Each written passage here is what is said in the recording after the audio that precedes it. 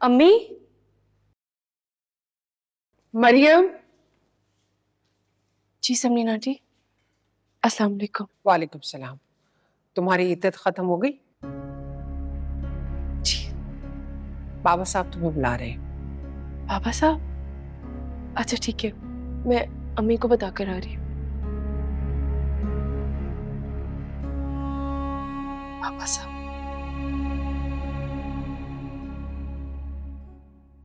ठीक है, आप ऐसा करें, मंडे को आइए, सारी फाइलें लेके आइए, हम बैठ के सॉर्ट आउट कर लेंगे।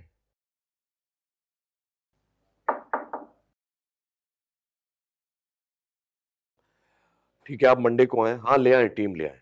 Thank you. अस्सलाम वालेकुम। जीती रहो बेटा, कैसी हो? बाबा साहब आपने मुझे बुलवाया?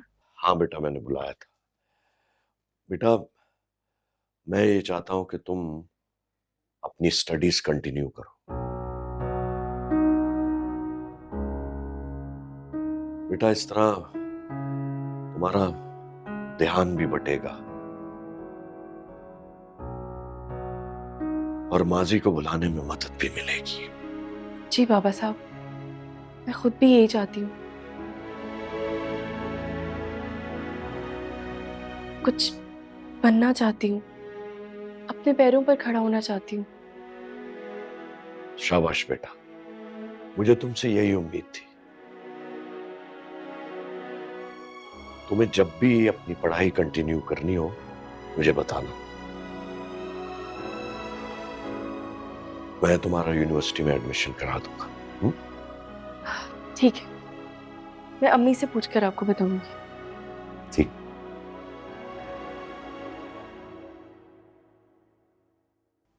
ये आप क्या कर रहे हैं? शादी से पहले इसने जितना पढ़ना था आपने पढ़ा दिया। पहले की बात और थी, अब खर्चा करने की क्या जरूरत है इसकी पढ़ाई पर? कैसी बातें करती हो समरीन तुम? अल्लाह ने हमें इतना दिया है, क्या फर्क पड़ेगा? तो क्या इस लड़की के लिए दिया है? रबिया गांव जा रही है, अच्छा है ना, घर में रह के अपनी माँ का हाथ बटाएगी काम में। घर के कामों के लिए कोई नई मुलाजमा रख लेना। मरियम बहुत मेहनती है, वो बहुत काबिल बच्ची है, पढ़ेगी तो कुछ ना कुछ जरूर बनेगी। और मैं अपने दिल की बात बताऊं तुम्हें, अगर मेरा बेटा होता ना तो मैं मरियम की शादी अपने बेटे से करता।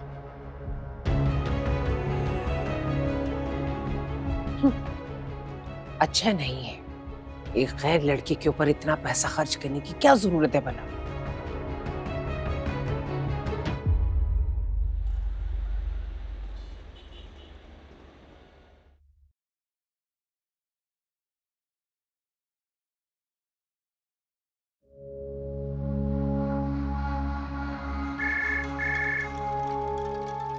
जी सर।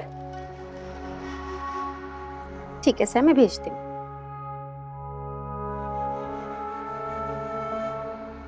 मिस मरियम, जी आप अंदर जा सकती हैं। ठीक है।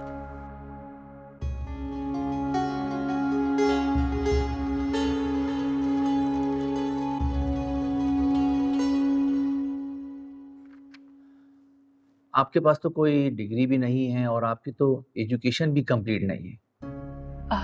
जी सर, वो हालात ही कुछ इस तरह के हो गए थे, मुझे अपनी स्टडीज छोड़नी पड़ी। लेकिन मैं जॉब के साथ साथ अपनी स्टडीज कंटिन्यू करने का सोच रही हूँ। प्राइवेट एग्जाम्स दूंगी इंशाल्लाह। एक तो आपके पास डिग्री नहीं है और दूसरा आपके पास एक्सपीरियंस भी नहीं है। एक्सपीरियंस तो काम करने से आता है ना। आप मुझे एक मौका देकर देखिए, मैं आपको मायूस नहीं करूंगी। आप मुझे जो भी काम देंगे मैं जिम्मेदारी से करूंगी इंशाल्लाह। आप अनमैरिड हैं? जी? जी नहीं। ओह, इसका मतलब आप मैरिड हैं। मैं डिवोर्स्ड। बहुत अफसोस हुआ ये सुनकर कि आपको इतनी छोटी सी उम्र में डाइवोर्स हो गया। थैंक यू, लेकिन ये मेरा पर्सनल मैटर है। आप ठीक कह रही है मिस मरियम, लेकिन क्या करें, आजकल हमारे माशरे को पता नहीं क्या होता जा रहा है। मर्दों में बर्दाश्त बिल्कुल ही खत्म होती जा रही है। लेकिन हमारे यहाँ औरतों को भी ना रिश्ते निभाने नहीं आते, उनमें भी बर्दाश्त कम से कम होती जा रही है। घर बसाने के लिए ना कंप्रोमाइज करना पड़ता है, मगर इन्हें ये बात समझ ही नहीं आती। और आप जैसे लोगों को ये बात नहीं समझ आती कि मुसीबत के वक्त इंसान को मदद या हौसले की जरूरत होती है, किसी लेक्चर या तकरीर की नहीं।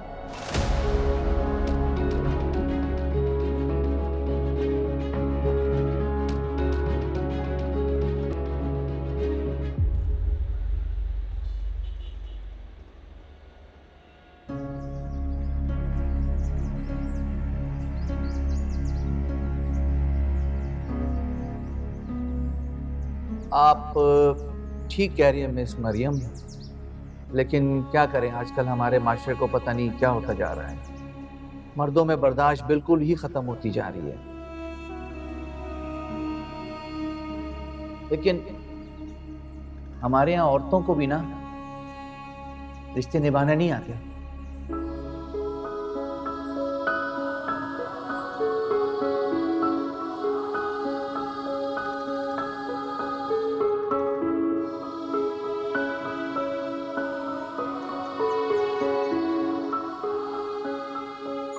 घर बसाने के लिए ना कंप्रोमाइज करना पड़ता है, मगर इन्हें ये बात समझ ही नहीं आती।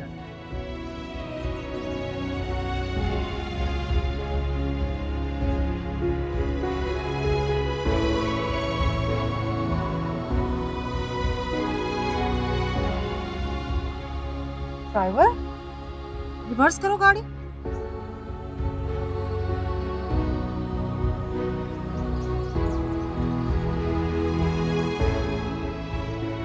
रोको।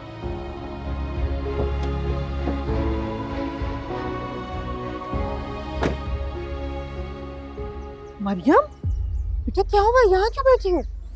आंटी, आप यहाँ क्यों बैठी हो?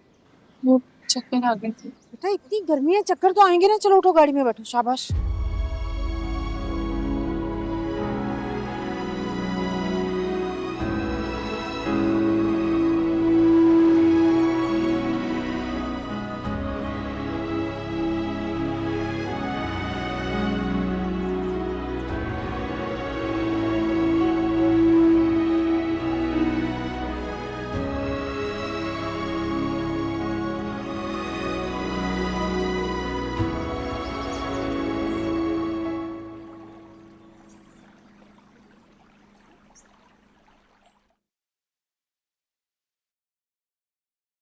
मोना, मोना,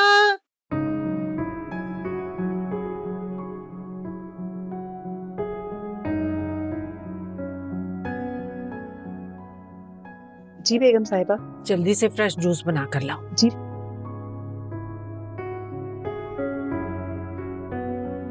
कैसी तबीयत है अब? ठीक हूँ आंटी। मोना फ्रेश जूस ला रही है, पियोगी तो एनर्जी आएगी। आप बिला वजह परेशान हो रही हैं, इसकी कोई जरूरत नहीं है। मैं ठीक हूँ, बस ये तो आज गर्मी इतनी थी कि मुझे चक्कर आ गए। तो बेटा इतनी गर्मी में घर से बाहर निकली क्यों? कहाँ गई थी?